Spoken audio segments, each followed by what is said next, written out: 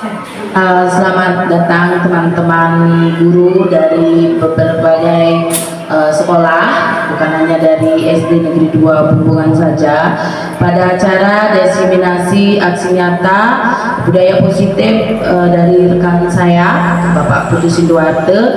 Dan selamat pagi buat kita semua. Sebelum acara diseminasi ini akan dimulai, marilah kita memanjatkan doa, puja dan puji syukur kehadapan Tuhan agar acara diseminasi hari ini bisa berjalan dengan lancar. Dengan itu, saya yang akan memimpin doa. Mari kita berdoa sesuai dengan kepercayaan kita masing-masing. Berdoa mulai.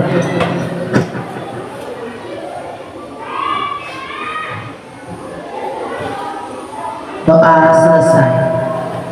Sebelum ke inti acara, sebelum pemateri memaparkan materi pada acara diseminasi ini, akan ada sambutan dari Bapak PLT SD Negeri 2 Bumbungan. Untuk waktu yang persilakan.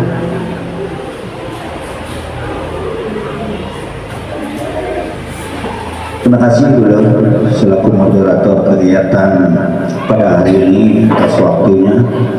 Nah, sebelum ada hal-hal yang saya perlu sampaikan sebentar lagi, pertama-tama izinkanlah saya selaku PLT dari SD 2 Bumbungan mengucapkan puji syukur kehadapan Tuhan Yang Maha Esa. Semoga nanti dalam kegiatan pada hari ini, yaitu aksi nyata diseminasi budaya positif, bisa terlaksana dengan lancar dari awal sampai selesai. Menerapkan nanti pengasih kare, yaitu Om Swastiastu. Baik Bapak Ibu yang sudah sempat hadir pada hari ini untuk ikut melaksanakan kegiatan diseminasi budaya positif, harapan saya selaku PLT, ikutilah dengan sungguh-sungguh apa yang nanti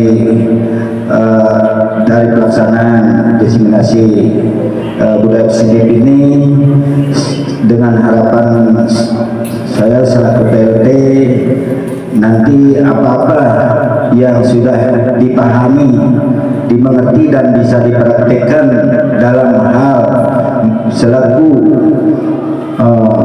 calon guru penggerak, saya harapkan bisa diterapkan dalam pembelajaran keseharian Bapak Ibu bertugas, sehingga anak-anak bisa belajar dengan penuh kegembiraan. Nah, itu mungkin secara singkat saja, supaya tidak banyak makan waktu yang perlu saya sampaikan. Saya kembalikan waktu kepada moderator. Terima kasih. Terima kasih Bapak PLT atas sambutannya. Untuk itu acara selanjutnya adalah pemateri, yaitu yang akan langsung dibawakan oleh Bapak Putu Sinduarte. Untuk waktu yang persilakan. Baik, terima kasih moderator Bu Lusri atas waktu yang telah diberikan. Izin tiang berdiri. Baik, yang terhormat Bapak PLT Kepala Sekolah, yang terhormat Bapak Ibu Guru SDN 2 Bumbungan yang tiang hormati, sebelum tiang memulai memaparkan presentasi aksi nyata diseminasi ini, izinkan saya mengaturkan pangustin kare melarapan untuk penganjali umat Om Swastiastu. Baik, terima kasih. Selamat pagi, saya ucapkan kepada rekan-rekan teman guru, Bapak Ibu guru yang telah meluangkan waktunya pada pagi hari ini untuk mengikuti acara diseminasi aksi nyata modul 1.4 mengenai menyebarkan pemahaman dan penerapan budaya positif. Terlebih dahulu saya perkenalkan diri, yakni saya Ibu Putu Sinduarte, calon guru penggerak angkatan 11 SD Negeri 2 Bumbungan, Kabupaten Kelungkung. Nah, adapun di sini adalah fasilitator saya dan pengajar praktek. Yang pertama adalah fasilitator, itu adalah Luh Putu Dian Rosdiani, sedangkan Bapak pengajar praktek yaitu Ketut Putu Oke. Nah, sesuai dengan apa yang telah disampaikan tadi oleh Ibu Moderator, adapun susunan acara desiminasi ini yang pertama adalah pembukaan, dilanjutkan doa bersama, setelah itu is breaking, yang keempat adalah materi desiminasi, dan yang keempat pemecahan kasus, yang keenam adalah diskusi, dan yang ketujuh adalah negosiasi, dan terakhir adalah penutup.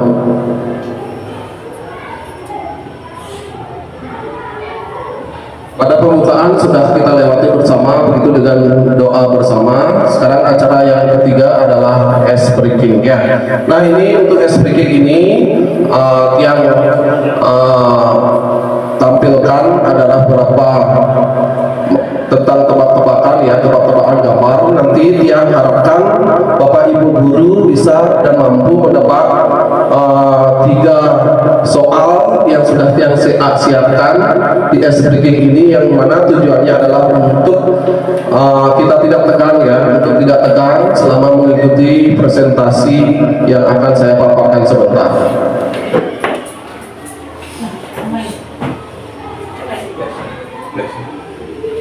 Nah, di sini teka-teki tebak gambar ini sangat mudah ya, Bapak Ibu guru. Apakah kira-kira bisa menebak? Nah, ada jam ditambah dengan buku, sedangkan bukunya dicoret. Jambu. Ada pendapat yang lain? Ada pendapat yang lain? Tidak. Ya, coba kita lihat 1, 2, 3. Ya, betul sekali ya, jambu. Selanjutnya soal yang kedua, di sini ada benda dan ada huruf on. Apa kira-kira? Apa Ibu? Krayon. 1, 2, 3. Survei buktikan. Iya, betul sekali, krayon. Soal yang ketiga yang terakhir. Nah, di sana ada binatang ditambah sayur. Apakah itu teman-teman? Spidol. Ada yang lain? Ada yang jawaban yang lain? Spidol. Mari kita buka bersama-sama. 1, 2, 3. Ya, spidol. Luar biasa ini ya pemahamannya mengenai ice breaking ini, mungkin tidak asing ya bagi teman-teman Bapak Ibu guru yang sudah menerapkannya di kelas. Nah, sekarang kita akan masuk ke materi ya, pemaparan materi. Yang pertama adalah konsep inti budaya positif. Yang pertama adalah perubahan paradigma belajar. Yang kedua disiplin positif. Yang ketiga nilai-nilai kebajikan, dan yang keempat adalah kebutuhan dasar manusia. Yang kelima motivasi perilaku manusia. Yang keenam adalah posisi kontrol guru, keyakinan kelas, dan segitiga restitusi. Baik, yang pertama adalah perubahan paradigma belajar. Sebagaimana kita ketahui, pembelajaran dengan paradigma baru merupakan pembelajaran yang dirancang berdasarkan prinsip pembelajaran terdiferensiasi, sehingga peserta didik belajar sesuai dengan kebutuhannya, berdasarkan tahap perkembangan sesuai teori psikologi modern untuk mewujudkan profil pelajar Pancasila. Nah, tentunya teman-teman sudah paham semuanya bahwasanya pada kurikulum mereka belajar ini tidak pasif lagi mengenai tentang profil pelajar Pancasila. Yang pertama itu adalah beriman, bertakwa kepada Tuhan Yang Maha Esa, dan berakhlak mulia. Setelah itu adalah mandiri, bernalar kritis, kreatif, gotong royong, dan kebinekaan global.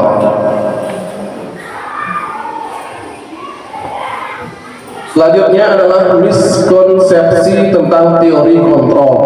Yang pertama, ilustrasi guru mengontrol murid. Kita tidak dapat memaksa murid membuat sesuatu jikalau murid tersebut memilih untuk tidak melakukannya. Yang kedua, ilustrasi bahwa kritik dan membuat orang merasa bersalah dapat menguatkan karakter. Menggunakan hal tersebut menuju pada identitas kegagalan.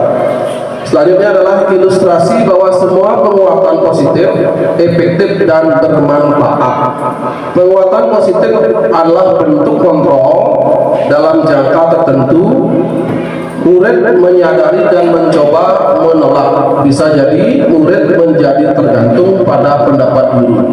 Sedangkan yang keempat, yang terakhir adalah ilustrasi bahwa orang dewasa memiliki hak yang memaksa. Perilaku memaksa tidak akan efektif untuk waktu jangka panjang dan sebuah hubungan memusuhkan akan terbentuk. Selanjutnya, nah di sini ada teori kontrol, di mana stimulus respon dengan teori kontrol. Yang pertama adalah realitas kebutuhan kita sama, sedangkan realitas kebutuhan kita berbeda. Yang kedua, semua orang melihat hal yang sama, sedangkan yang teori kontrol adalah setiap orang memiliki gambaran yang berbeda. Yang ketiga, kita mencoba mengubah orang agar berpandangan sama dengan kita, sedangkan teori kontrolnya adalah kita berusaha memahami pandangan orang lain tentang dunia. Selanjutnya, stimulus respon, perilaku buruk dilihat sebagai suatu kesalahan, sedangkan teori kontrol, semua perilaku memiliki tujuan. Selanjutnya, orang lain bisa mengontrol saya, hanya Anda yang bisa mengontrol diri Anda. Saya bisa mengontrol orang lain, Anda tidak bisa mengontrol orang lain. Pemaksaan pada saat rujukan, kolaborasi, dan konsensus menciptakan pilihan yang baru. Dan yang terakhir adalah model berpikir menang atau kalah. Sedangkan teori kontrolnya adalah model berpikir menang dan menang. Nah, kita sampai sekarang pada materi disiplin positif. Nah, di sini disiplin positif ini adalah hal yang mendasar ya, yang harus kita terapkan dalam perilaku murid-murid kita di sekolah. Bagaimana disiplin positif adalah bagaimana cara siswa atau murid tersebut untuk meyakini hal-hal yang baik, yang positif, yang mereka harus terapkan dalam kehidupan mereka, baik itu di sekolah ataupun di lingkungan masyarakat. Disiplin berasal dari kata disiplin yang artinya belajar. Disiplin mengacu pada disiplin diri yang memiliki tanggung jawab terhadap apa yang dilakukannya. Disiplin positif merupakan salah satu cara penerapan disiplin yang bertujuan untuk menumbuhkan kesadaran, memperdayakan peserta didik tanpa imbalan, penghargaan, ancaman, atau hukuman.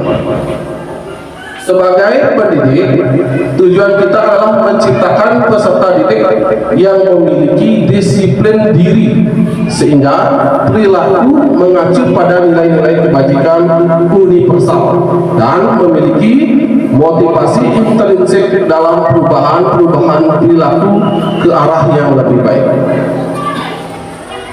Nah, selanjutnya adalah motivasi perilaku manusia.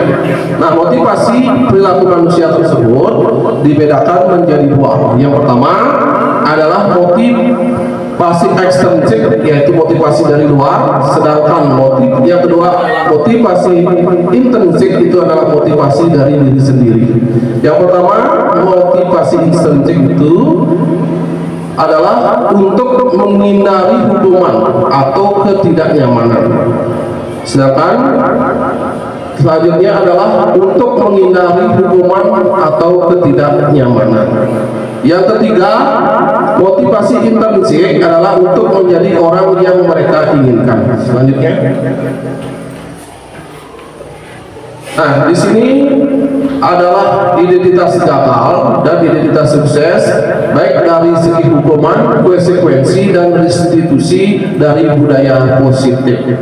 Nah, hukuman yang biasa dulu kita terapkan ya sebagai pendidik, sangat tidak relevan dengan situasi atau keadaan yang kita alami dalam kurikulum Merdeka tersebut, di mana hukuman ini akan mempengaruhi mempengaruhi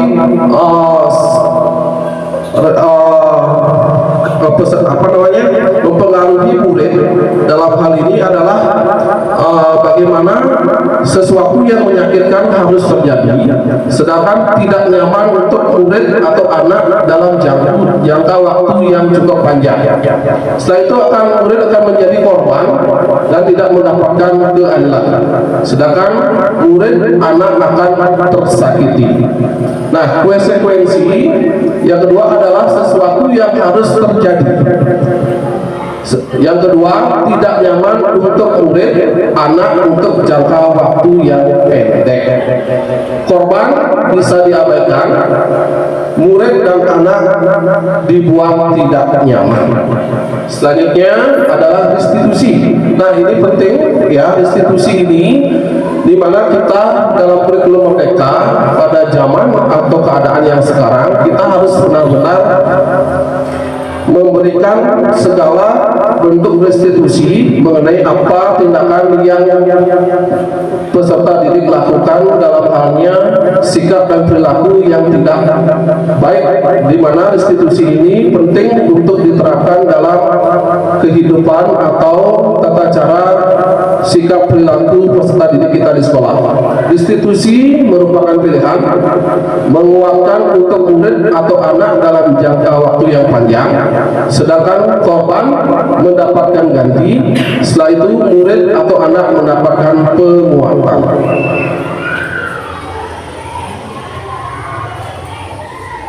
Nah, selanjutnya adalah penghargaan maupun hukuman adalah cara-cara mengontrol perilaku seseorang yang menghancurkan potensi untuk pembelajaran yang sesungguhnya.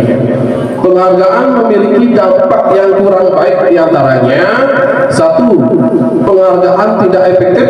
2. Merusak hubungan. 3. Mengurangi ketepatan. 4. Menurunkan kualitas. 5. Mematikan kreativitas. Dan 6. Penghargaan menghukum. Nah, kalau dulu mungkin penghargaan ini harus ya, atau reward ini harus selalu diberlakukan dalam satu kegiatan pembelajaran, tetapi dalam budaya positif ini penghargaan itu tidak semata-mata harus dijalankan, karena adapun faktor-faktor yang membuat penghargaan ini tidak harus dilakukan. Dia akan membuat merusak hubungan. Terus yang kedua, siswa tersebut akan merasa tersaingi karena salah satu murid yang akan mendapat penghargaan, murid yang lain dia tidak akan mendapat penghargaan. Itulah akan timbul kecemburuan sosial di antara satu murid dengan murid yang lainnya. Selanjutnya, nah, di sini adalah nilai-nilai kebajikan. Nilai-nilai kebajikan adalah sifat-sifat positif manusia, merupakan tujuan mulia yang ingin dicapai setiap individu. Nilai-nilai tersebut bersifat universal. Yang pertama adalah profil pelajar Pancasila. Ya, ada 6 dimensi profil pelajar Pancasila. Yang pertama adalah beriman dan bertakwa kepada Tuhan Yang Maha Esa dan berakhlak mulia. Yang kedua, berkebinekaan global. Dan yang ketiga, mandiri. Yang keempat, gotong royong. Yang kelima, kreatif. Dan yang keenam terakhir, inovatif. Yang selanjutnya adalah Familiar Program atau disingkat dengan VYV. Ya, ini sikap murid yang pertama adalah toleransi, rasa hormat, integritas, mandiri, menghargai, antusias, empati, keingintahuan, kreativitas, kerjasama, percaya diri, dan komitmen. Selanjutnya adalah keterampilan hidup atau life skill. Yang pertama adalah dapat dipercaya, lurus hati, pendengar yang aktif, tidak merendahkan orang lain, dan yang terakhir memberikan yang terbaik dari diri.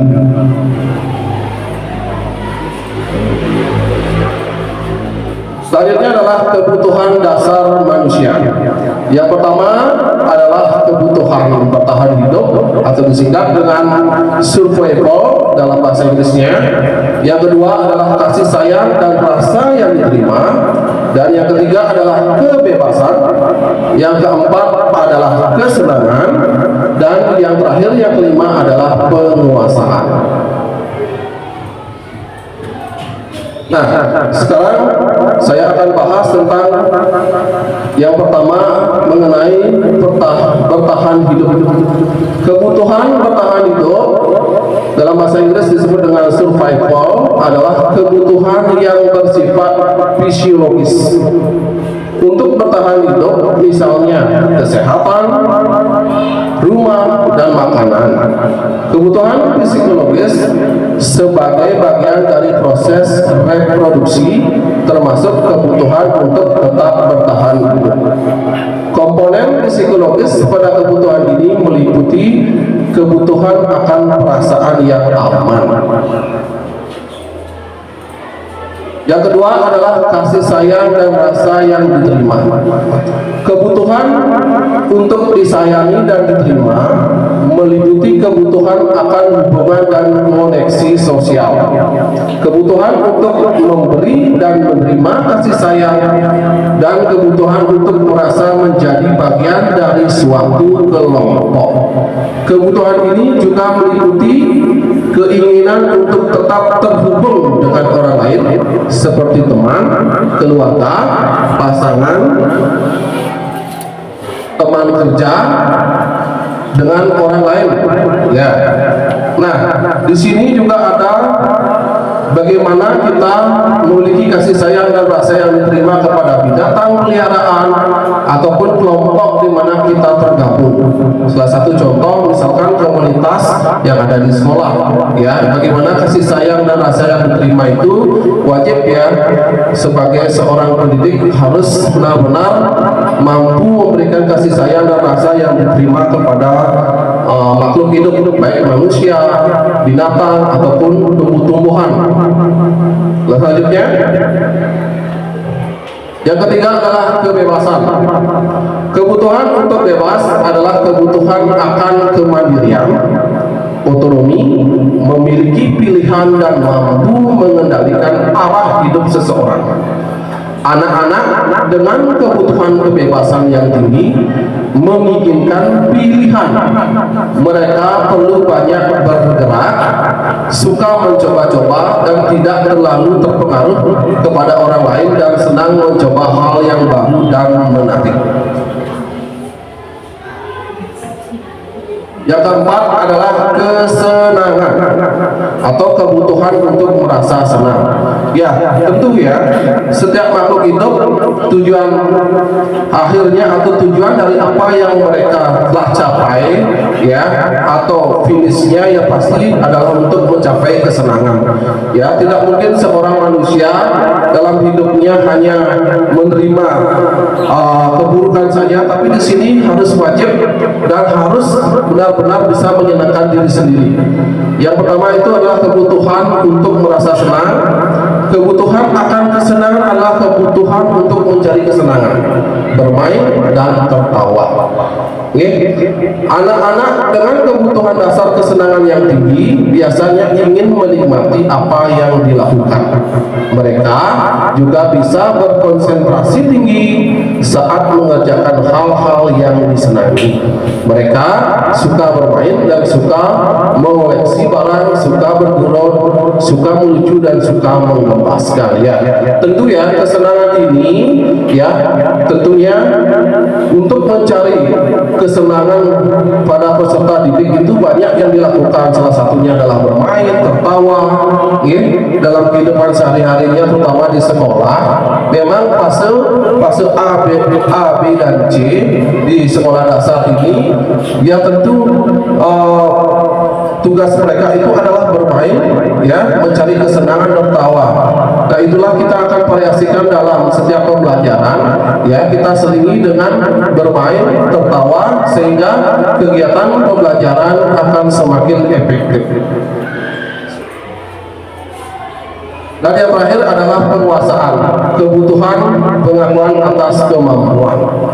Kebutuhan ini terhubung dengan kekuatan untuk mencapai sesuatu, menjadi kompeten, menjadi terampil, diakui atas prestasi dan keterampilan kita. Didengarkan dan memiliki rasa harga diri. Kebutuhan ini meliputi keinginan untuk dianggap berharga, bisa membuat perbedaan, bisa membuat pencapaian kompeten, diakui dan dihormati. Nah, sekarang sebelum saya lanjut ke 5 posisi kontrol sebagai guru, agar tidak tegang, ya, agar suasananya menjadi lebih santai, saya akan koordinir teman-teman semua untuk melakukan sebuah tepuk, ya, tepuk 1 sampai dengan tepuk 5. Mungkin teman-teman semua sudah sering ya lakukan, aplikasikan di dalam kelas, agar kita semua lebih rileks sebentar. Bisa teman-teman? Ya, baik. Tepuk 1, tepuk 2, tepuk 3, tepuk 4, tepuk 5, 3 kali tepuk 2.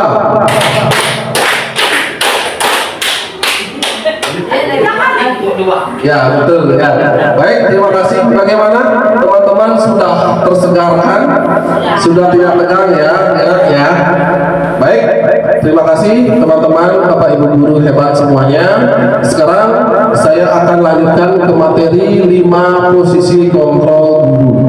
Nah, sebelumnya saya juga tidak memahami, ya, sebelum saya mengikuti PGP ini, program guru penggerak ini, saya juga tidak memahami posisi kontrol mana yang seharusnya saya lakukan dalam memberikan pembelajaran kepada peserta didik di sekolah.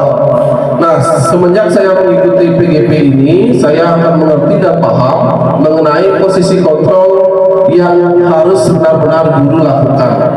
Yang pertama itu adalah penghukum, yang kedua adalah pembuat rasa bersalah, yang ketiga teman, dan keempat pemantau, dan yang kelima manajer. Nah, sebentar saya akan menjelaskan lebih lanjut mengenai posisi-posisi mana yang harusnya guru-guru, ya, atau kita sebagai guru di sekolah yang bisa digunakan dalam mencegah situasi-situasi pelanggaran yang dilakukan oleh peserta didik kita. Baik, sebelum tiap paparkan lebih lanjut mengenai 5 posisi kontrol mana yang lebih harus dilakukan oleh seorang guru, sebelumnya mari kita bersama-sama menyaksikan satu buah video yang saya kutip dari website Kemendikbud mengenai budaya positif. Dalam penerapan disiplin positif restitusi, salah satu program yang dikembangkan adalah 5 posisi kontrol. 5 posisi kontrol dalam restitusi adalah proses perjalanan seorang pendidik agar dapat mengenali dirinya. Pada video kali ini, kita akan membahas tentang 5 posisi kontrol yang dikembangkan oleh Diane Gosel dan contoh penerapannya.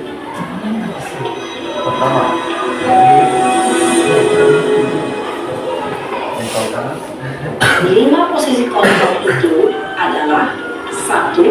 Posisi penghukum, 2. Posisi pembuat rasa bersalah, 3. Posisi teman, 4. Posisi pemantau atau monitor, dan 5. Posisi manajer. Untuk lebih memahami kelima posisi tersebut, baik Bapak Ibu guru, silakan diperhatikan ada beberapa kasus nanti akan disampaikan terkait dengan 5 posisi kontrol. bagaimana kelima posisi kontrol dalam menghadapi menangani masalah tersebut.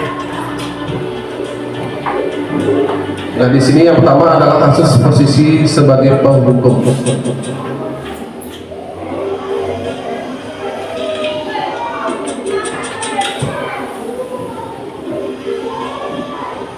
Naren, sini kamu. Selamat pagi, Bu. Selalu terlambat. Kamu deh, pasti terlambat. Maaf, Bu. Saya Apa? Apa coba? Alasan kamu apa lagi? Kapan sih kamu tidak terlambat? Malas sekali ya kamu jadi anak. saya Dasar pemalas. Gak kapok-kapok sih kamu. Sudah berapa kali terlambat? Sana, kamu keliling lapangan basket 2 kali. kenapa saya harus ke lapangan basket, Bu? Kenapa? Kamu melawan ibu? Berani-beraninya jawab. Sudah terlambat, masih berani jawab pula. Sekarang, keliling lapangan basket 5 kali sekalian. Biar kapok. Cepat. Pergi sana ke lapangan basket. Posisi penghukum biasanya berbicara dengan nada tinggi, menghardik, menunjuk-nunjuk, menyakiti, dan menyindir. Hukuman bisa berupa fisik maupun psikis. Ibu dan bapak guru hebat, dampak yang terjadi pada murid ketika guru berada pada Nah, ini adalah dampak bila mana seorang guru memposisikan diri sebagai penghukum, ya. Ini dampak yang ditimbulkan untuk kepada siswa. Nah, yang kedua adalah posisi membuat rasa bersalah. Silakan Bapak Ibu diperhatikan kasusnya.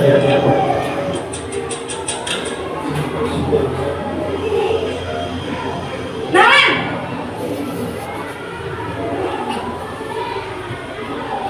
Selamat pagi, Bu. Naren. Kamu kenapa terlambat lagi, nak? Ya Tuhan, Naren. Kamu senang ya bikin ibu susah ya? Kalau kamu terlambat lagi, nanti ibu yang ditegur bapak kepala sekolah, nak. Disangka ibu tidak bisa membina kamu. Duh, gimana ini? Maaf, Bu. Duh, Gusti Naren. Kamu suka ya kalau ibu ditegur bapak kepala sekolah? Terus, sekarang ibu harus tulis apa ini di buku absen? Ini kamu sudah sering terlambat loh. Ibu harus apa coba? Maaf, Bu. Maaf sekali. Ya sudah, lain kali jangan bikin ibu susah lagi ya nak ya. Ibu tidak akan kuat lagi kalau kamu gini terus. Bisa jantungan kalau ibu tegur bapak kepala sekolah. Sana cepat ke kelas. Maaf ya, Bu. Maaf sekali. posisi membuat rasa bersalah, berbicara dengan nada tenang, cenderung lembut. Namun kata-kata yang diutarakan membuat murid merasa menjadi orang yang gagal, memandang buruk dirinya sendiri, merasa tidak berharga, dan tidak sanggup membahagiakan orang lain.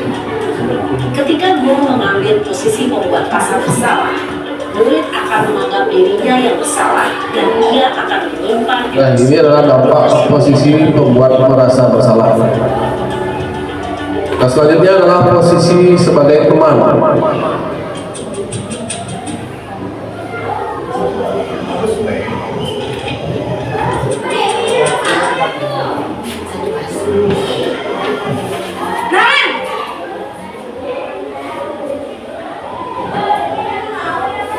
Selamat pagi, Bu.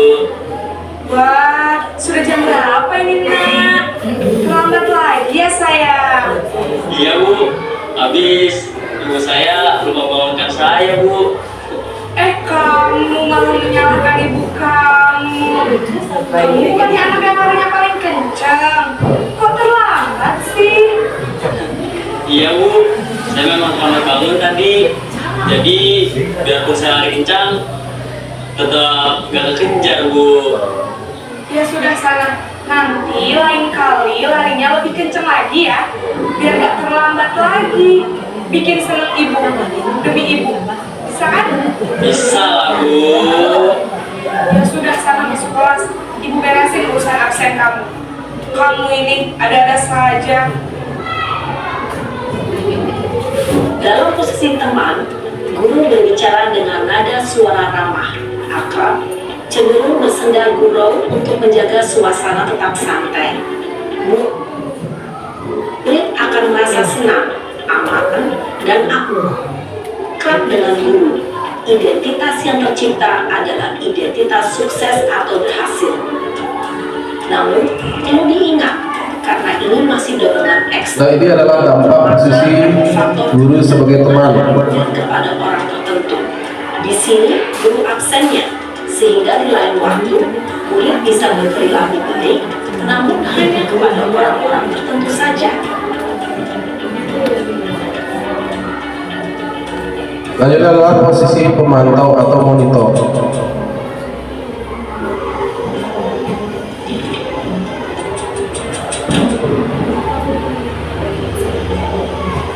Naren!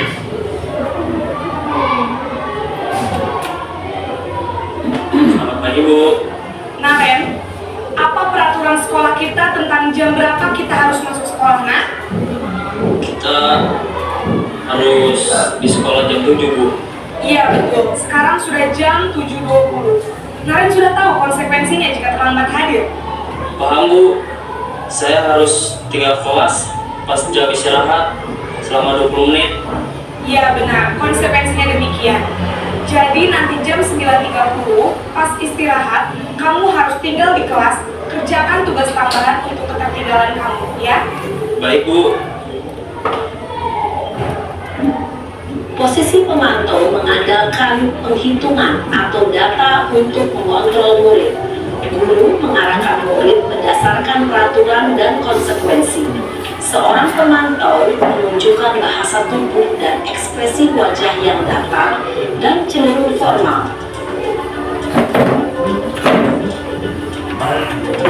Nah, ini yang terakhir adalah posisi manajer.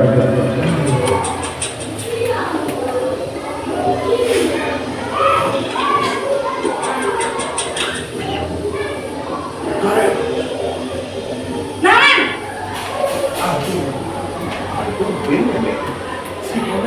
Selamat pagi Bu. Selamat pagi, Naren. Maaf Bu, saya terlambat. Iya, sekolah masuknya jam 7, sekarang sudah jam 7.20. Jadi sekarang bagaimana ini, Naren? Maaf. Bu, saya lupa tanggal saya semalam. Baiklah, menurut kamu, keyakinan sekolah yang mana yang perlu kamu tingkatkan? Menghargai diri sendiri dan orang lain mungkin ya Bu. Setuju. Jadi, apakah Naren meyakini prinsip saling menghormati tersebut? Iya Bu, saya meyakininya. Apakah Naren bersedia memperbaiki masalah keterlambatan ini? Bersedia Bu. Bagaimana kamu akan memperbaiki masalah keterlambatan ini? Saya akan coba untuk tidak lupa menyetel alarm saya Bu. Baik, kalau Naren lupa menyetel alarm di rumah, ada orang yang kira-kira bisa bantu mengingatkan tidak? Ada Bu, kakak saya, Kak Emma. Ada lagi selain Kak Emma? Selain Kak Emma, ada ibu saya. Baik, jadi yang mengingatkan Naren adalah Kak Emma dan ibu kamu, ya? Kira-kira akan mulai set alarm kapan ya, Naren? Setelah pulang sekolah, akan segera saya lakukan. Baik, jadi Naren akan setel alarm untuk bangun besok pagi dan akan diingatkan oleh kakak dan ibunda Naren, ya. Ada lagi yang mungkin perlu dilakukan, Naren, agar tidak terlambat bangun lagi. Tidak ada Bu. Baik, Naren, terima kasih untuk kerjasama kamu. Sekarang kamu perlu kembali ke kelas untuk belajar. Baik Bu, terima kasih. Posisi manajer adalah posisi kontrol yang disarankan untuk membimbing murid memiliki sikap disiplin yang positif, yaitu murid yang mandiri, bertanggung jawab, dan dapat memecahkan masalah. Tujuan dari posisi ini adalah agar murid dapat berefleksi atas tindakannya. Guru akan dengan tulus memberikan pertanyaan-pertanyaan bermakna Nah, sedangkan ini adalah dampak posisi manajer ya. Murid jadi lebih mandiri dan percaya diri dan dapat memecahkan masalahnya sendiri. Ya, sekian video yang saya paparkan mengenai 5 posisi kontrol sebagai guru. Nah, yang pertama ini adalah sebagai pengutung. Itu biasanya menggunakan hukuman fisik maupun verbal ya, seperti video yang dipaparkan tadi, di mana Daren yang terlambat itu diberikan satu buah hukuman lari 2 kali keliling lapangan. Selanjutnya, nah sedangkan ini yang kedua adalah membuat merasa bersalah. Biasanya dilantunkan dengan nada suara yang memelas, halus, sedih, sedangkan bahasa tubuhnya merapat pada anak dan lesu. Seperti contoh, Atala, kamu ini bagaimana ya? Kamu sudah berjanji dengan Bapak tidak akan terlambat lagi. Kamu kenapa ya senang sekali mengecewakan Bapak? Bapak benar-benar kecewa sekali. Bagaimana perasaan murid bila ditegur seperti cara ini? Murid tentu akan merasa bersalah.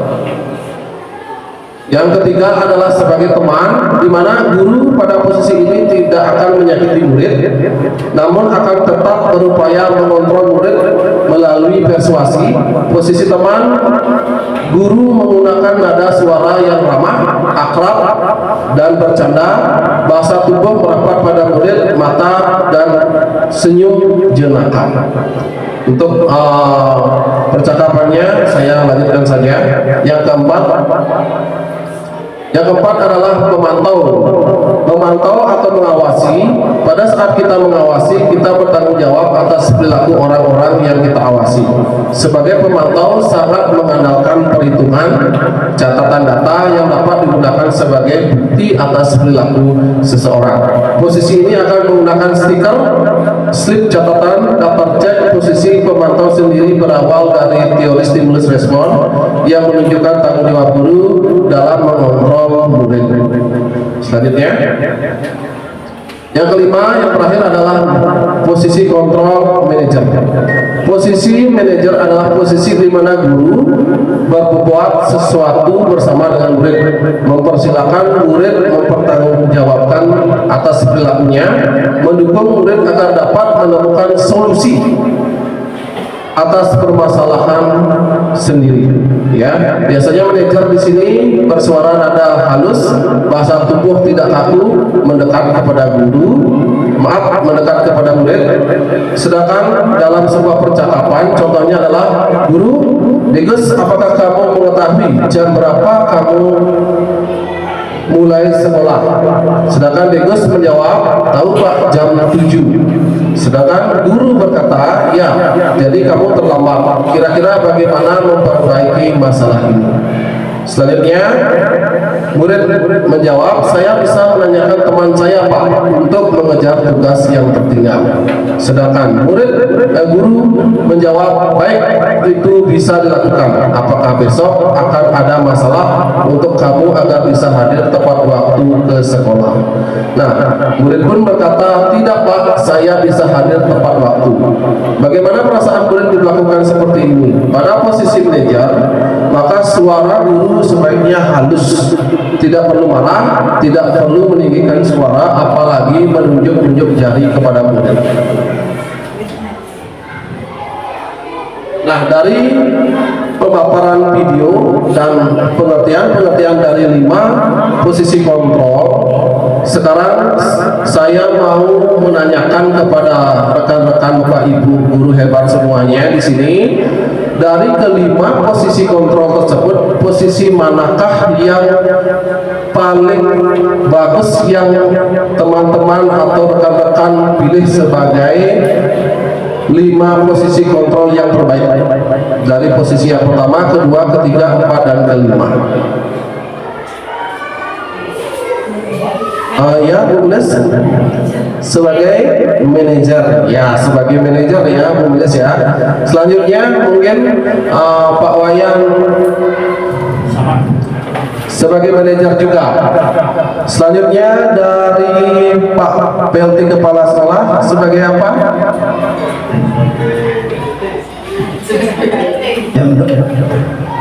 Ya, menurut pandangan saya sebagai sebagai teman. Ya, baik.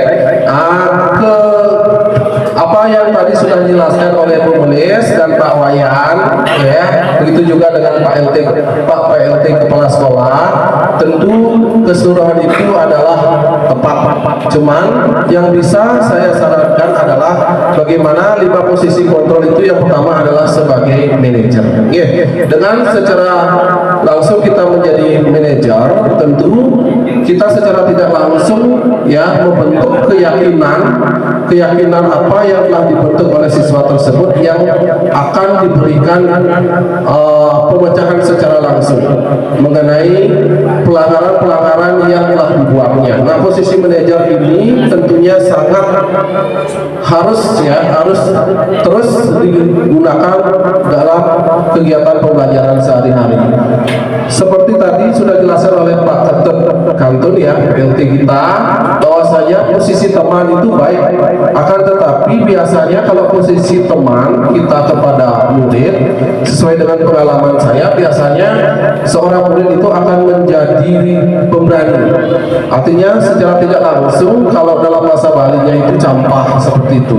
Terkadang ketika di kelas mungkin mereka akan memposisikan diri murid dengan guru, tetapi ketika berada di luar kelas, apalagi dalam lingkungan masyarakat, ketika kita selalu menghubungkan hubungan kita sebagai teman, murid tersebut akan seenaknya.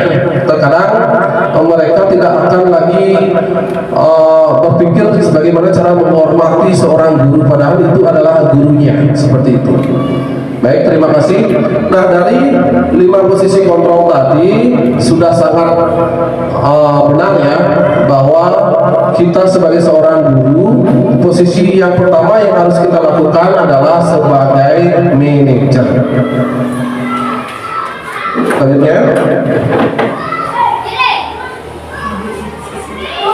Nah, sekarang saya akan bertanya kepada rekan-rekan guru hebat semuanya, Bapak Ibu guru, mengenai posisi-posisi kontrol yang mana sesuai dengan pernyataan kalimat yang tertera di slide 1 sampai dengan 5. Yang pertama, saya kecewa sekali dengan kamu. Di sana ada garis bawah, kecewa sekali itu mencerminkan posisi kontrol yang mana, teman-teman?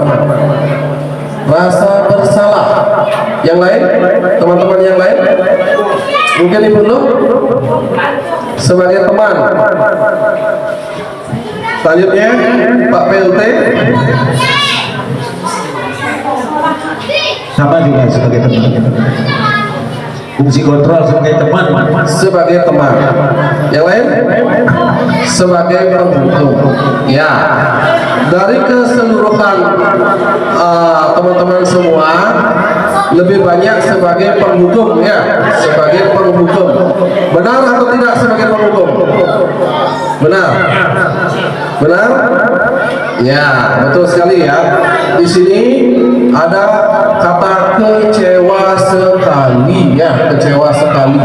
Nah, itu tentu perasaan kecewa itu akan ditimbulkan sangat mendalam ya bagi psikologis siswa tersebut, bagaimana mereka sangat berdampak pada psikologis karena ada kata kecewa di sana. Selanjutnya,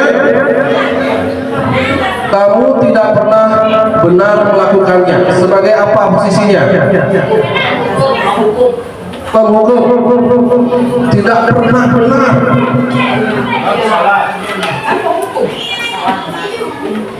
Apa? Mungkin Ibu Satradara ini penghukum. Selanjutnya, yang lain, Bapak Ibu yang lain.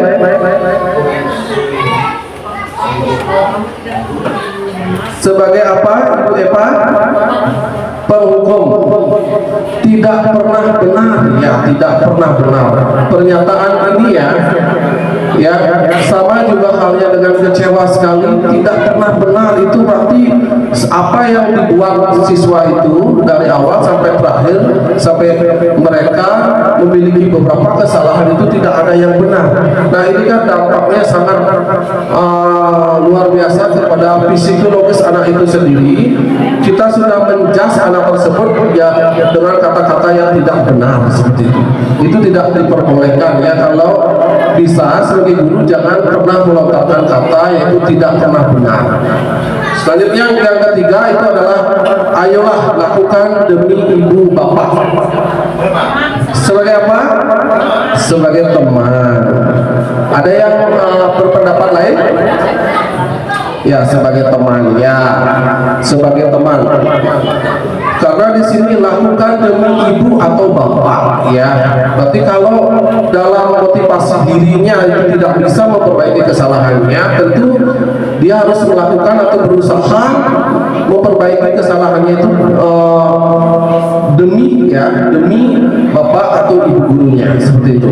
Sedangkan yang keempat, apakah kamu mau mendapat stiker bintang dari hari ini? Dan di sana ada kata di garis bawahnya adalah stiker bintang.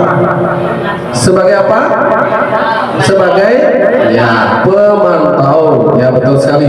Yang kelima, yang terakhir, bagaimana kamu bisa menyelesaikan masalah ini? Nah, ya betul sekali ya Ibu Eva ya. Tadi sudah saya jelaskan menyelesaikan masalah ini. Bagaimana seorang guru ya, pendidik itu harus bisa menyelesaikan masalah, yaitu dengan cara menanyakan kembali keyakinan apa yang telah dilanggar ya. Setelah dilanggar dan guru tersebut memberikan keyakinan yang telah dilanggar tersebut, sehingga murid secara tidak langsung telah bisa memecahkan masalahnya sendiri. Selanjutnya, nah, selanjutnya kita akan beranjak ke keyakinan kelas. Nah, sebelum menanyakan keyakinan kelas, saya akan bertanya dulu kepada Bapak Ibu guru hebat di sini semuanya, mengapa keyakinan kelas bukan peraturan kelas? Nah, ini sering sekali digaungkan ya dalam kegiatan pembelajaran sehari-hari, terutama dalam kurikulum Merdeka. Mengapa keyakinan kelas bukan peraturan kelas? Mungkin secara secara langsung mungkin teman-teman pernah berpikir keyakinan dan peraturan itu sama seperti itu. Mungkin pernah berpikir sama, ternyata sama. Apakah berbeda atau sama? Nah, sekarang kita bedah ya, apakah keyakinan dan peraturan kelas itu sama atau tidak? Berbeda ya? Ya, tentu berbeda. Terima kasih ya. Nah, ada yang mampu membedakan kedua pengertian tersebut, keyakinan kelas dan kenapa bukan peraturan kelas? Ada yang bisa? Ya, terima kasih. Luar biasa ini ya, Ibu Guru, Ibu Sabra Narawidi, terima kasih. Silakan. Baik, terima kasih Pak Sindu atas waktunya. Jadi, mengapa keyakinan kelas bukan peraturan kelas?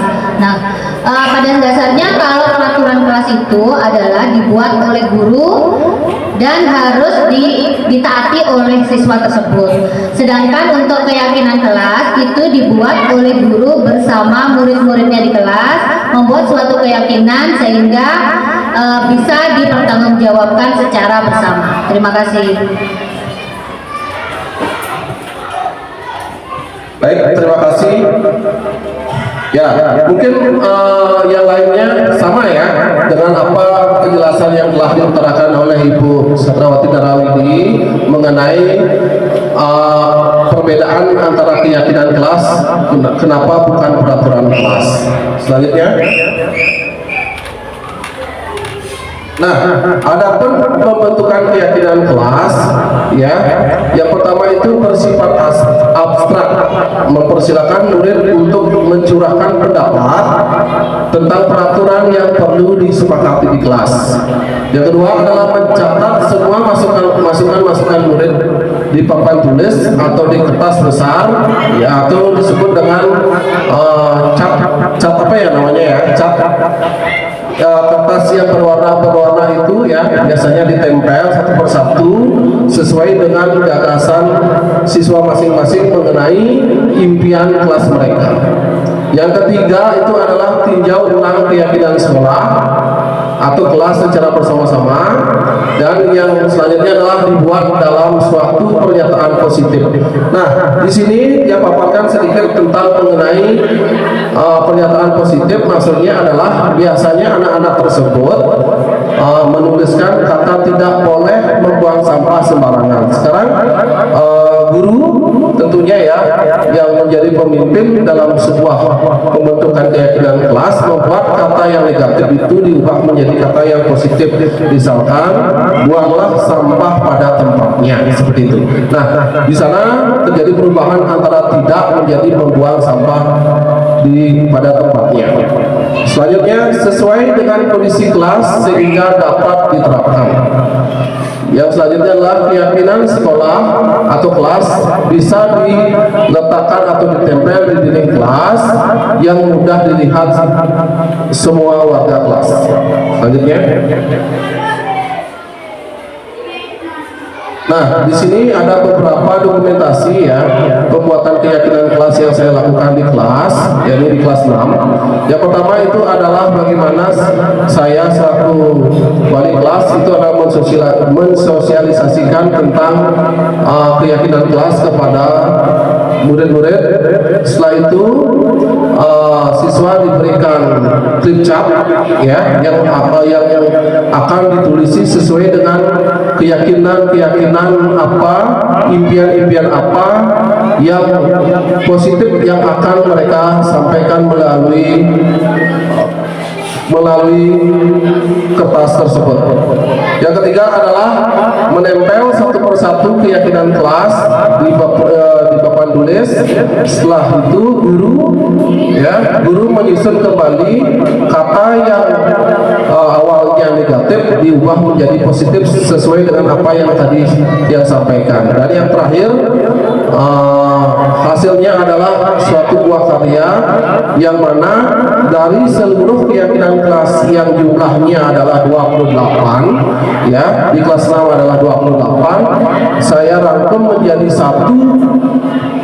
saya rangkum menjadi 6 atau mungkin 7 keyakinan kelas, karena dari apa yang mereka tulis semuanya itu hampir sama ya, biasanya adalah datang tepat waktu paling banyak, terus mendengarkan penjelasan guru, selanjutnya adalah membuang sampah pada tempatnya.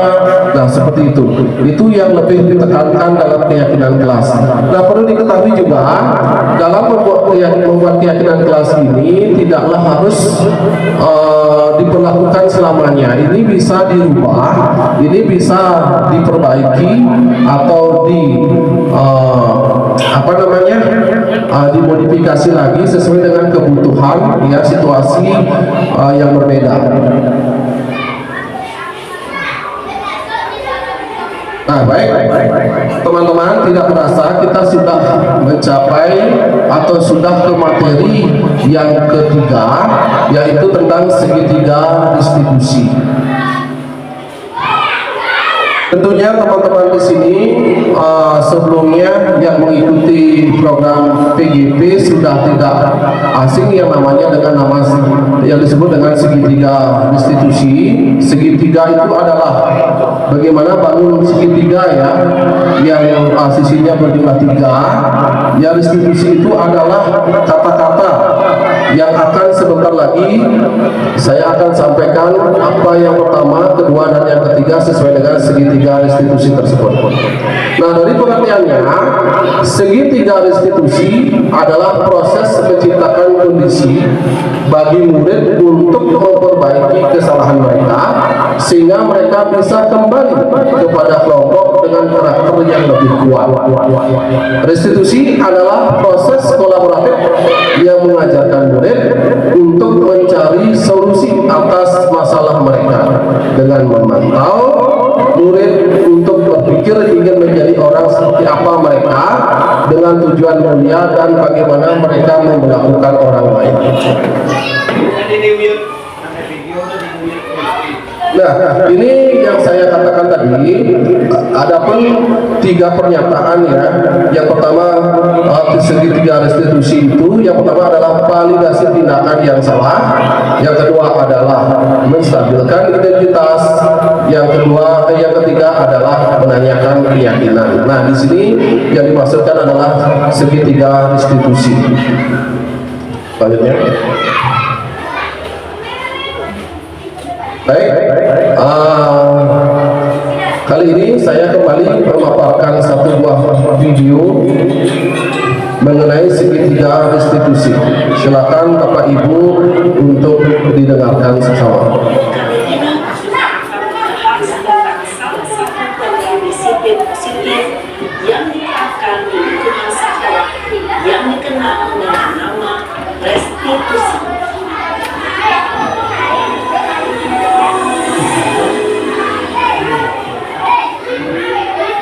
Restitusi dikembangkan oleh pakar pendidikan edukasi berlandaskan pada teori kontrol William Gates. Segitiga restitusi adalah suatu proses dialog yang dijalankan oleh guru atau orang tua agar dapat menghasilkan guru yang mandiri dan bertanggung jawab. Pada saat ini posisi manajer, aspek yang dikembangkan pada murid adalah motivasi kompetensi, sehingga penanaman nilai-nilai kebajikan dapat tumbuh dan berkembang menjadi suatu kebiasaan positif yang akhirnya proses dialog tiga menggambarkan pada 3 sisi pada segitiga restitusi. Sisi pertama adalah menstabilkan. Nah, yang pertama itu Sisi yang kedua adalah menstabilkan identitas, yang kedua adalah validasi tindakan yang salah, dan yang ketiga adalah menanyakan keyakinan. Ibu dan bapak guru, berikut ini akan ditunjukkan bagaimana seorang guru berada dalam posisi manajer menghadapi penerapan segitiga restitusi.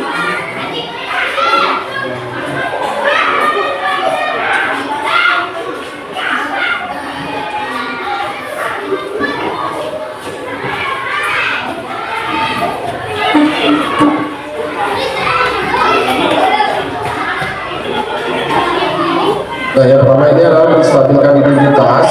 Minta Pak, ya aku marah lah. Aku udah kata-kata di depan kelas. Kesel banget. Oh begitu, ya pasti kamu marah besar. Bapak juga anak apabila ada yang berubah seperti itu. Kemudian pada saat itu, kamu melakukan apa? Ya saya langsung ngatain mereka lah Pak. Kesel banget. Saya bentak-bentak dia di depan teman lain. Oh begitu, pasti kamu melakukan seperti itu karena suatu alasan tertentu kan? Iya lah, masa saya biasa aja Pak. Ya saya bela diri lah. Masa saya bikin Ya wajar lah, anak ada itu sesuatu yang mungkin untuk kamu tidak tidak lebih dekat lagi dengan benar-benar. iya Pak. Kalau saya masih bersabar dan hanya berikan tidak punya pada Pak. Kamu benar-benar. Ya pasti kan, tapi kamu memilih untuk tetap tahan dan sabar. Kamu memilih untuk tidak lebih parah. Nah, sekarang coba kita lihat lagi tindakan kamu yang untuk mentakutkan di kelas. Tindakan kamu itu kira-kira sesuai dengan keyakinan kelas atau prinsip kamu tidak? Enggak lah Pak. Capek Pak jadi kemarin. Jadi keyakinan atau prinsip mana? Nah, ini Bapak Guru sedang menanyakan keyakinan ya yang telah dibuat siswa, apakah murid tersebut melanggar satu buah keyakinan yang telah disepakati sebelumnya. Ada itu? Yakin lah Pak. Iya, setuju. Kita saling berbeda. Namun ada juga keyakinan yang seperti yang kamu terangkan. Bila kita sekarang Ya, saya bisa proaktif. Saya bisa jadi kira-kira kamu bersedia memperbaiki masalah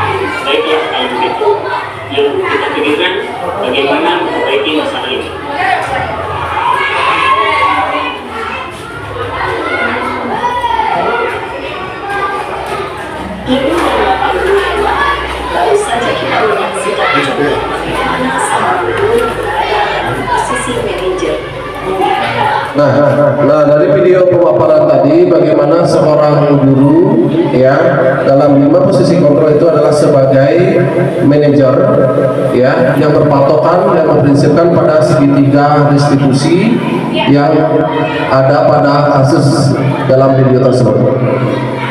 Selanjutnya adalah menstabilkan identitas. Berdasarkan prinsip membuat kesalahan adalah sebagian dari proses pembelajaran. Menggeser identitas murid dari identitas gagal ke identitas sukses. Jangan mengkritik murid yang sedang mengalami identitas gagal. Nah, adapun pernyataannya adalah membuat kesalahan adalah sesuatu yang wajar. Manusia tidak ada yang sempurna. Kita bisa memperbaiki masalah ini. Saya tidak akan menanyakan kesalahannya, tetapi fokus memperbaiki masalahnya. Apakah saat ini kamu tengah menjadi orang yang baik untuk dirimu sendiri?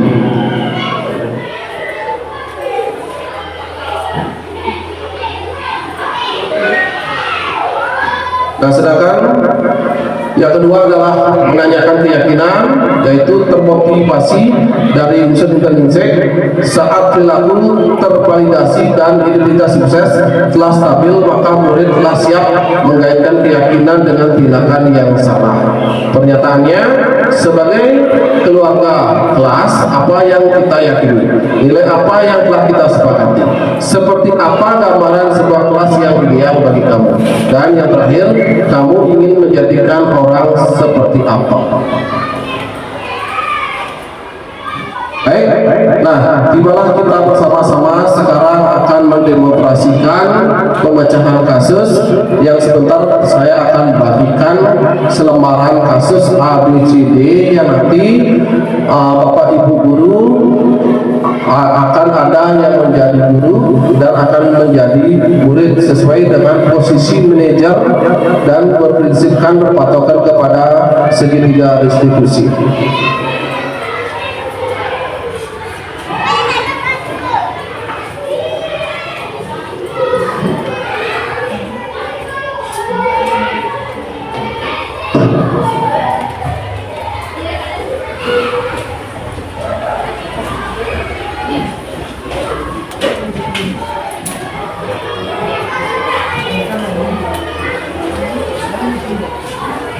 Baik, terima kasih. Silakan Bapak Ibu guru pahami kasus yang telah saya bagikan tersebut.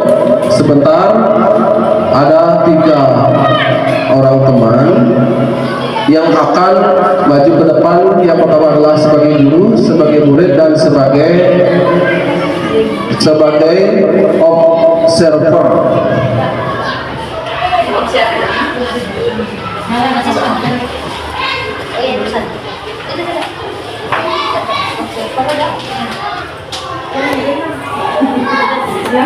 Karena di sini ada 3 kasus A, B, dan C ya, yang hanya didemonstrasikan hanya 2 kasus saja. Nanti saya harapkan Bapak Ibu guru bisa mendemonstrasikannya ke depan dan sepakati observer yang akan dilakukan apa yang belum dilakukan.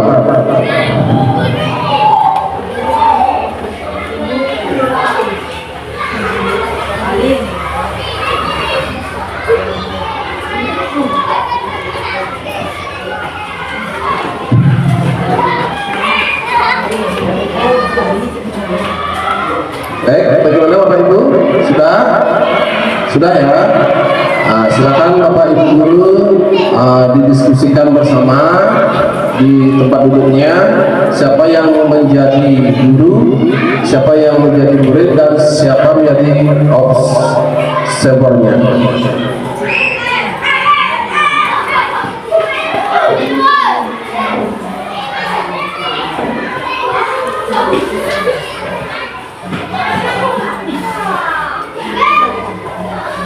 Baik, sudah ya? Sudah siap ya? Penampilan yang pertama dari teman-teman guru sudah, kira-kira Ibu Eva, Bu Widi sudah?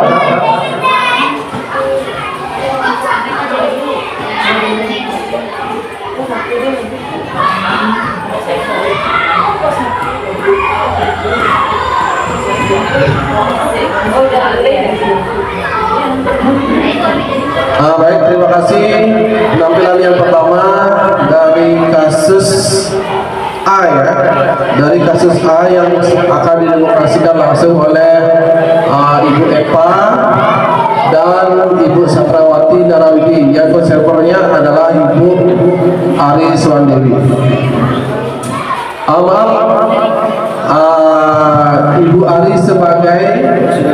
sebagai murid dan Ibu Eva sebagai guru, dan konservatornya adalah Ibu Satrawati Narawidi.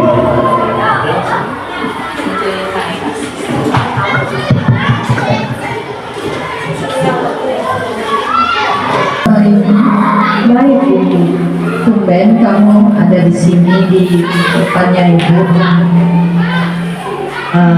Sebelumnya Ibu tadi melihat Amira menangis. Ada apa tadi? Iya, soalnya saya ejek. Kenapa diejek? Ya karena kemarin kan saya dapat nilai kecil, terus sekarang diejek sama Amira, terus saya ejek balik Ibu. Tapi itu kan perlakuan yang tidak baik, Ami. Iya, tapi kan dia duluan Bu, makanya saya berdendam. Ya, Ami, itu wajar kamu lakukan, kamu merasa bangga dan kamu dapat nilai yang besar. Tapi itu tidak baik buat teman kamu dan kamu juga, Ali. Iya Bu, saya minta maaf. Nanti saya tidak akan berulang seperti itu lagi Bu, sebenarnya. Ya, kamu pasti mempunyai alasan yang melakukan hal itu. Iya Bu, pas kemarin kan nilai saya jelek, terus saya diejek sama Mira, terus dia kan nilainya kecil, dan ejek lah balik Bu. Ya, kalau itu Ali masih ingat nggak sama keyakinan kelas yang sudah kita buat minggu lalu? Kayaknya sih masih Bu. Salah satunya adalah Tidak boleh mengejek teman sekolah. menghargai teman dan diri sendiri. Ya, benar sekali Ali. Kalau kamu sudah ingat dan yakin dengan keyakinan kelas kita, apa yang akan kamu lakukan terhadap ini? Saya akan berusaha untuk memperbaikinya dan tidak lagi mengejek teman-teman saya di kelas. Ya, baik Adi, kalau begitu silakan kamu mencari Amira dan silakan istirahat. Ya Bu, terima kasih lagi. Sama-sama. Baik, tepuk tangan untuk Bu Eva, Bu Ari atas demonstrasi kasus yang telah dilakukan di depan. Sekarang adalah dari observernya. Silakan Bu Satrawati untuk mengamati sebagai observer. Terima kasih. Jadi dari kelompok kami tadi sudah dapat mendemonstrasikan pemecahan kasus tentang Ari dan Amira. Itu ya Pak Sindu. Poin observasinya membuka percakapan dengan ramah sudah dilakukan. Menggali cerita dari sudut pandang murid juga sudah dilakukan. Menggali alasan murid dalam melakukan tindakan tersebut sudah dilakukan. Menggunakan tahapan pertama dari segitiga restitusi yaitu menstabilkan identitas sudah dilakukan.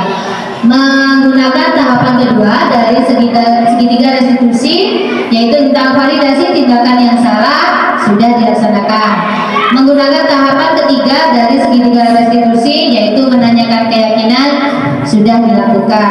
Menawarkan restitusi pada murid sudah dilakukan dan menggali tindakan restitusi yang diusulkan oleh murid sudah dilakukan.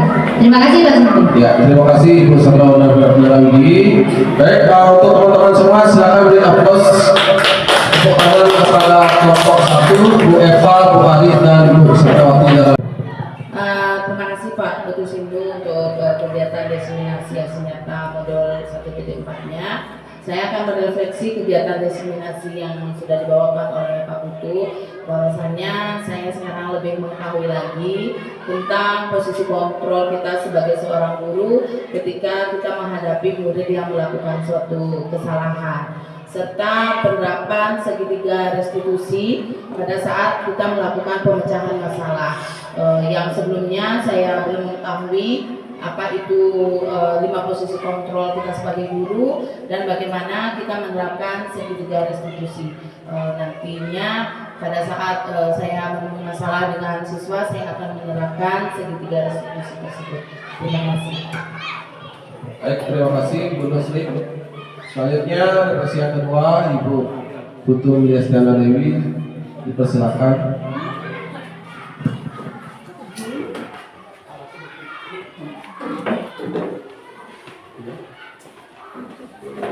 Baik, terima kasih Pak Sindu.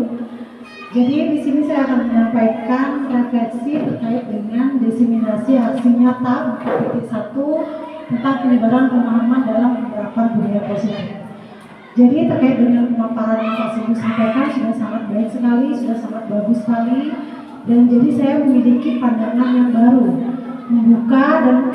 membuka pikiran yang baru untuk mengubah paradigma bagaimana menghukum, menghilangkan kata menghukum siswa menjadi lebih positif lagi dengan memposisikan diri menjadi dengan dengan posisi kontrol dulu, dan saya sendiri ingin menerapkan posisi manajer untuk menyelesaikan permasalahan yang kemudian hari yang kita hadapi di sekolah, serta bagaimana penerapan segitiga restitusi untuk menyelesaikan permasalahan atau problem-problem yang kita hadapi di sekolah. Terima kasih Pak Sindu. Ya, terima kasih Bu Putu Miliasgana Dewi.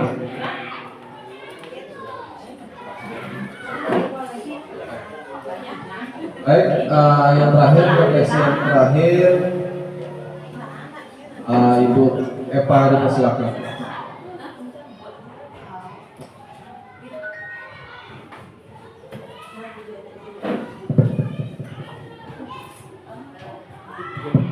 Terima kasih. Di sini saya mau merefleksi setelah mendapatkan pengetahuan baru mengenai budaya positif setelah mengikuti diseminasi aksi nyata modul 1 menyebarkan pemahaman dan penerapan budaya positif. Tadi sudah dijelaskan oleh Bapak Sindu mengenai 5 posisi kontrol. Jadi saya lebih mengetahui bagaimana posisi saya sebagai guru yang mana akan saya pakai dan saya terapkan di sekolah. Begitu juga dengan segitiga restitusi dalam pemecahan sebuah masalah di sekolah yang sering saya hadapi dan juga teman-teman hadapi, agar bisa bagaimana caranya saya menyikapinya itu dan menyelesaikan dengan baik. Sekian, terima kasih. Terima kasih Ibu Eva refleksinya. Posisi kontrol seorang guru di dalam kasus tersebut sudah sangat tepat sebagai seorang manajer, dan di mana seorang guru tersebut sudah berpatokan kepada segitiga restitusi.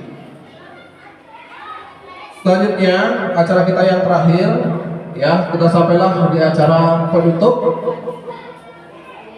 Kerjasama, kolaborasi dan komunikasi efektif antara guru, tenaga kependidikan, orang tua, dan masyarakat sekitar dalam upaya mewujudkan budaya positif di lingkungan sekolah dan kelas. Pembiasaan pelaksanaan ajaran agama yang diyakini murid sehingga akan semakin mempermudah terciptanya budaya positif di sekolah atau di kelas. Evaluasi secara berkala terhadap pelaksanaan budaya positif di kelas ataupun di sekolah. Pembuatan slogan-slogan terkait budaya positif di area kelas atau lingkungan sekolah sebagai upaya mengingatkan dan menanamkan budaya positif dalam diri siswa.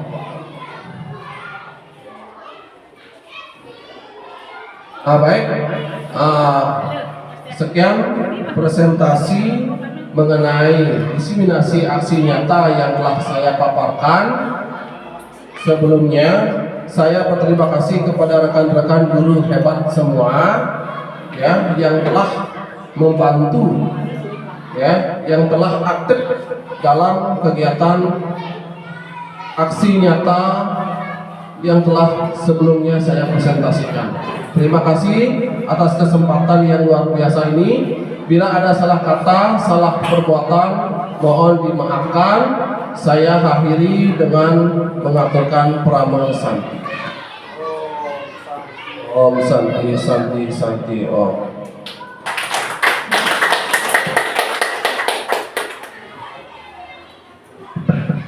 Demikianlah acara destinasi dari teman kita yaitu Bapak Kudus Eduardo. Karena acara sudah selesai, maka acara destinasi pada hari ini yang tutup dengan mengaturkan perang santi.